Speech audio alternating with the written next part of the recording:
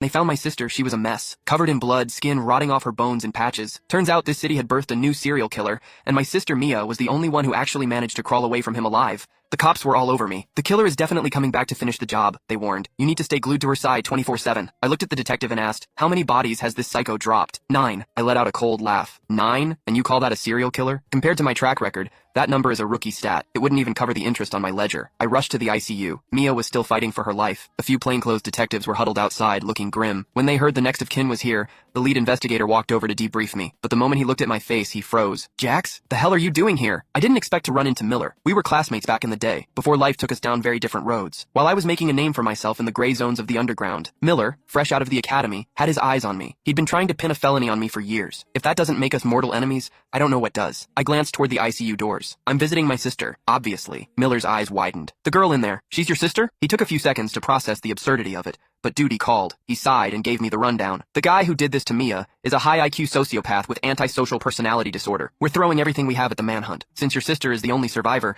we're betting he's coming back to tie up loose ends. We'll have units posted here day and night, but you family members need to stay vigilant. I nodded, genuinely curious. So, bodies? How many? 9. 9. I smirked. That's it? That's what passes for a maniac these days? Detective Miller's face darkened. He grabbed my arm and pulled me aside. Jax, listen to me. Your sister was brutalized, I get it. I understand you're pissed. But you need to cooperate with the NYPD. Do not go rogue. Do not give me more paperwork. I stared at him, calm as still water. My sister is lying in there looking like raw meat. Before Miller could respond, his radio crackled. Captain, we got a situation on the 3rd floor. Violent riot. You need to come down here now. Anyone hurt? Everyone's hurt, but not the medical staff. Some random civilian stepped up and beat the living hell out of the rioters. Blocked them in the stairwell. 20 guys, Captain. All of them are laid out. The stairwell looks like a slaughterhouse. What? All right, on my way. Miller hung up, and his eyes dropped to my hands. My knuckles were split, stained with dried blood. I shrugged casually. They were blocking the stairs. I needed to get through. Just taught them some manners. No need to thank me, Miller. Miller shook his head, muttering as he walked away. That killer messed with the wrong family. Poor bastard doesn't know what kind of trouble he's in. Mia survived, but after she woke up, she was broken. She was terrified of everyone, flinching at shadows. The cops couldn't get a damn thing out of her about the killer. On the way to the hospital, I grabbed some cinnamon rolls from that bakery she loved as a kid. Truth is, Mia and I aren't exactly close. Same dad, different moms. My mom died early and nobody gave a damn about me. I learned to throw a punch before I learned to read. Growing up,